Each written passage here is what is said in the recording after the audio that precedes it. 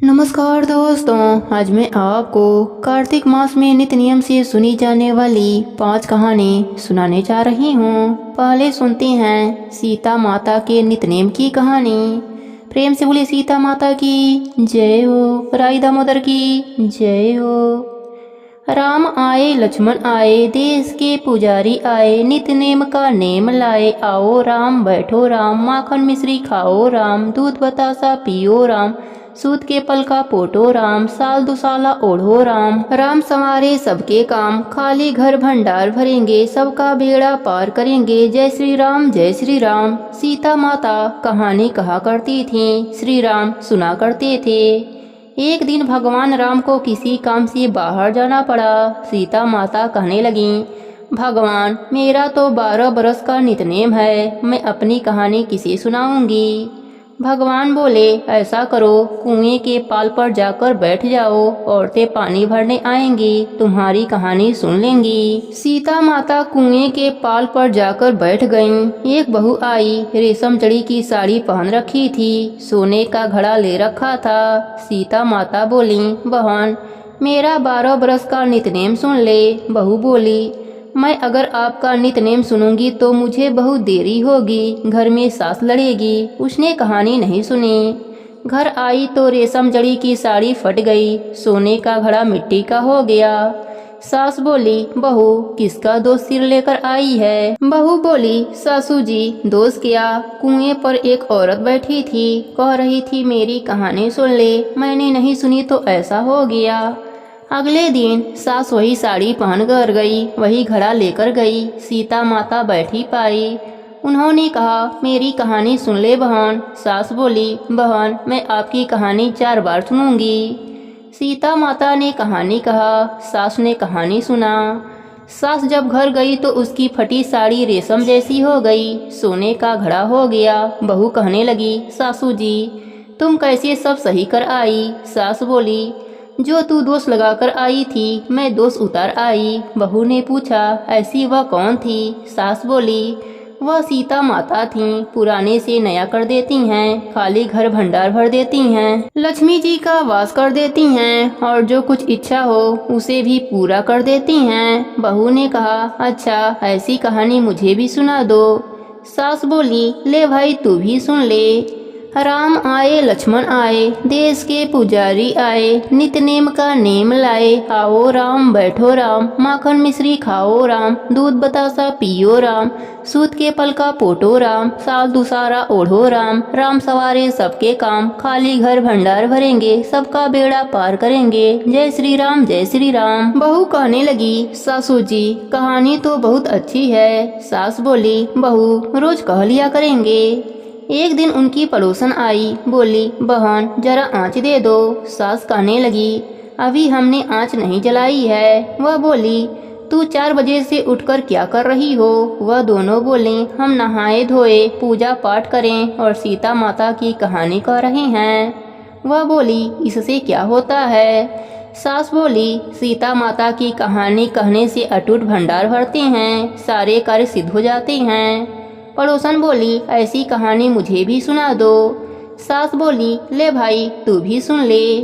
राम आए लक्ष्मण आए, देश के पुजारी आए, नित्य नेम का नेम लाए। आओ राम बैठो राम, माखन मिश्री खाओ राम, दूध बतासा पियो राम, सूत के पल का पोटो राम, साल दुसाला ओढ़ो राम। राम सवारे सबके काम, खाली घर भंडार भरेंगे, सबका बेड़ा पार करेंगे। जय श्री राम जय श्री राम। पड़ोसन कहने लगी, बहन कहानी तो मुझे बहुत अच्छी लगी। अब पड़ोसन भी नित्य नेम सीता माता की कहानी कहने लगी।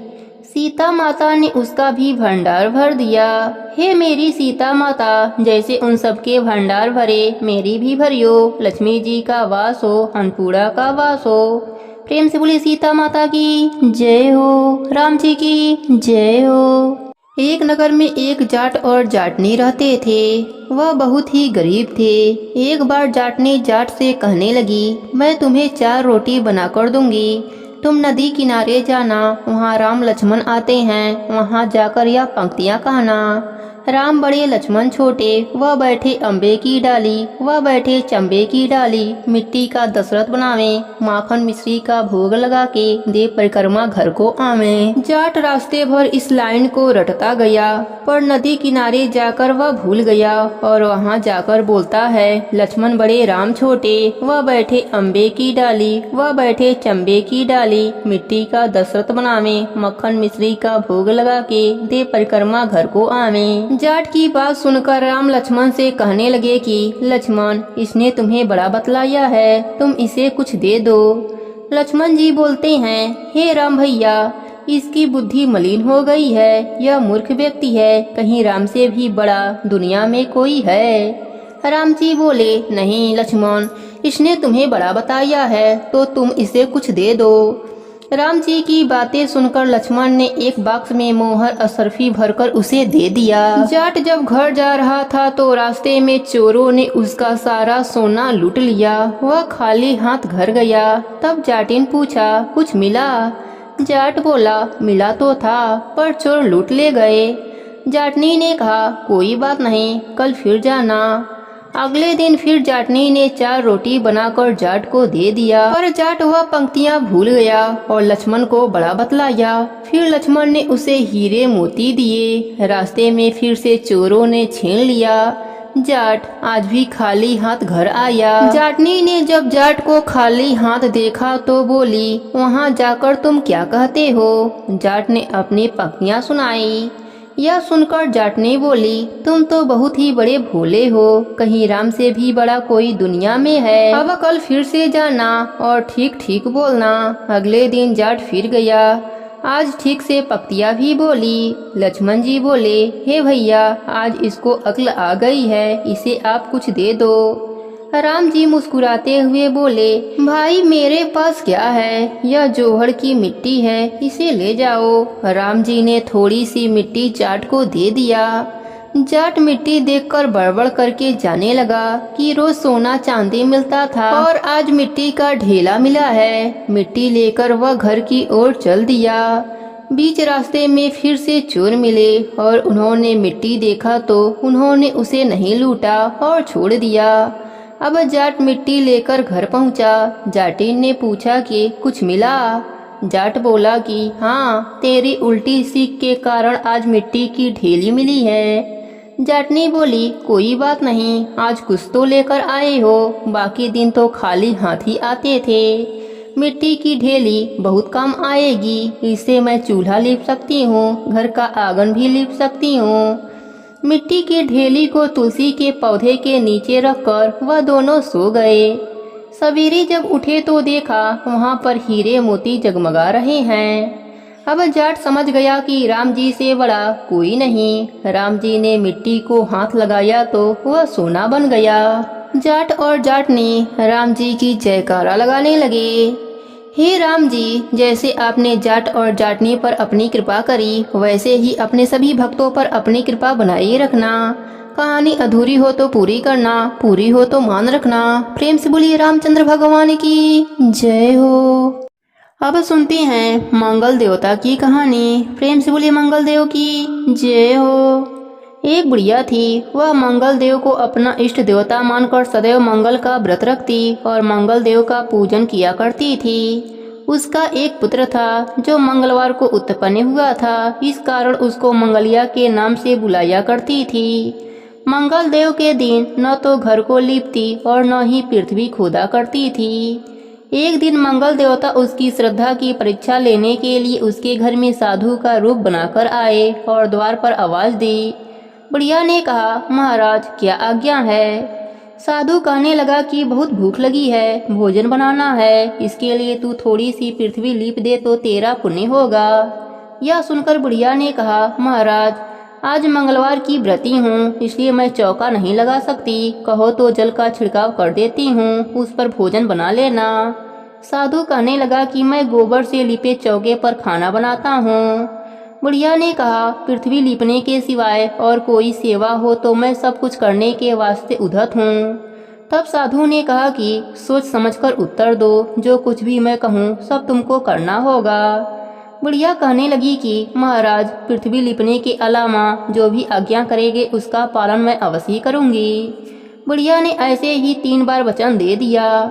तब साधु कहने लगा कि तू अपने लड़के को बुलाकर अवधा लिटा दे, मैं उसकी पीठ पर भोजन बनाऊंगा। साधु की बात सुनकर बुढ़िया चुप हो गई। तब साधु ने कहा, बुला ले लड़के को, अब सोच विचार क्यों करती है।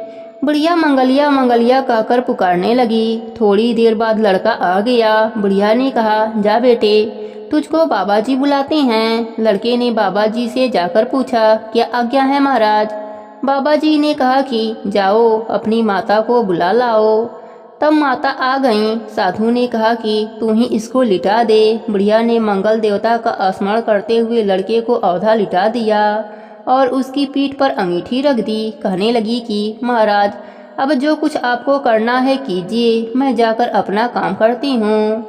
साधु ने लड़के की पीठ पर रखी हुई अंगीठी में आग जलाई और उस पर भोजन पकाया। जब भोजन बन चुका तो साधु ने बुढ़िया से कहा कि अब अपने लड़के को बुला लो, वह भी आकर भोग लगा जावे। बुढ़िया कहने लगी कि यह कैसे आश्चर्य की बात है कि उसकी पीठ पर आपने आग जलाई और उसी को प्रसाद के लिए बुलाते हैं। क्या यह संभव है कि अब भी आप उसको जीवित समझते हैं। आप कृपा करके उसका स्मरण भी हमको न कराइए और भोग लगाकर जहाँ जाना हो जाइए। साधु के अत्यंत आग्रह करने पर बुढ़िया ने ज्यों ही मंगलिया कहकर आवाज लगाई, त्यों ही एक ओर से दौड़ता हुआ वह आ गया। साधु ने लड़के को प्रसाद दिया और कहा कि माई, तेरा व्रत सफल हो गया। तेरे हृदय में दया है और अपने इष्ट देव में अटल श्रद्धा है, इसके कारण तुमको कभी भी कोई भी कष्ट नहीं पहुँचेगा। मंगल देव की कृपा से बुढ़िया का घर अन्य धन से भर गया और वह सुखी से अपना जीवन यापन करने लगी। हे मंगल देव, जैसे आपने बुढ़िया पर अपनी कृपा करी, वैसे ही अपने सभी भक्तों पर अपनी कृपा बनाए रखना। कहानी अधूरी हो तो पूरी करना, पूरी हो तो मान रखना, सबके व्रत को पूर्ण करना। प्रेम से बोलिए मंगल देव की जय हो। अब सुनते हैं सूरज भगवान की कहानी। प्रेम से बोलिए सूरज भगवान की जय हो। प्राचीन काल में बिंदुसार तीर्थ में एक महिपाल नामक वणिक रहता था। वह धर्म कर्म तथा देवता विरोधी था। एक बार उसने सूर्य भगवान की प्रतिमा के सामने मलमूत्र को त्याग कर दिया। परिणाम स्वरूप उसकी आंखों की ज्योति चली गई। इसके बाद वह अपने जीवन से ऊबकर गंगा जी में डूबकर मर जाने को चल दिया। रास्ते में उसकी भेंट महर्षि नारद जी से हो गई। नारद जी उससे पूछने लगे, महाशय, जल्दी जल्दी किधर जा रहे हो। महिपाल रोते रोते बोला, मेरा जीवन दूभर हो गया है, मैं अपना जान देने हेतु गंगा में कूदने जा रहा हूँ। हे सूरज भगवान, अपने सभी भक्तों पर अपनी कृपा बनाए रखना। कहानी अधूरी हो तो पूरी करना, पूरी हो तो मान रखना, सबके व्रत को पूर्ण करना। प्रेम से बोलिए सूर्य भगवान की जय हो। अब सुनते हैं व्रत को पूर्ण करने वाले गणेश भगवान की कहानी। प्रेम से बोलिए गणेश भगवान की जय हो। एक गांव में एक अंधी बुढ़िया माई रहती थी। वह भगवान गणेश जी की परम भक्त थी। आँखों से भले ही दिखाई नहीं देता था, परंतु वह सुबह शाम गणेश वंदना में मग्न रहती थी। गणेश भगवान बुढ़िया माई के भक्ति से बड़े प्रसन्न हुए। उन्होंने सोचा, यह बुढ़िया माई मेरा नित्य नियम निभाती है, परंतु बदले में कभी कुछ नहीं मांगती। भक्ति भाव का फल तो उसे मिलना ही चाहिए। ऐसा सोचकर गणेश भगवान एक दिन बुढ़िया माई के सम्मुख प्रकट हो जाते हैं और बोलते हैं, माई, तुम मेरी सच्ची भक्त हो, तुम मेरा नित्य नियम निभाती हो, मैं उससे बहुत प्रसन्न हूँ, अतः तू जो वरदान चाहो मुझसे मांग सकती हो। बुढ़िया माई बोली, प्रभु, मैं तो आपकी भक्ति प्रेम भाव से करती हूँ, मांगने का तो मैंने कभी सोचा ही नहीं, अतः मुझे कुछ नहीं चाहिए। गणेश भगवान पुनः बोले, मैं वरदान देने के लिए आया हूँ। बुढ़िया माई बोली, मुझे मांगना तो नहीं आता, अगर आप कहें तो मैं कल मांग लूँ, तब तक मैं अपने बेटे बहू से भी सलाह कर लूँगी। गणेश भगवान कल आने का वादा करके अंतर ध्यान हो गए। बुढ़िया माई का एक पुत्र व बहू थे। बुढ़िया माई ने सारी बात उन्हें बताई और सलाह मांगी। बेटा बोला, माँ, तू गणेश भगवान से ढेर सारा पैसा मांग लो, हमारी गरीबी दूर हो जाएगी, सब सुख चैन से रहेंगे। बुढ़िया माई की बहू बोली, नहीं माँ जी, आप पोते पोती का वरदान मांगे, वंश को आगे बढ़ाने वाला तो कोई चाहिए।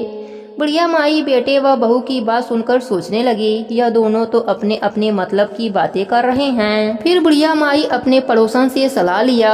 पड़ोसन ने कहा, तुम्हारी सारी जिंदगी दुखों में कटी है, अब जो थोड़ा सा जीवन बचा है वह तो सुख से व्यतीत हो जाए। धन अथवा पोते का तुम क्या करोगी?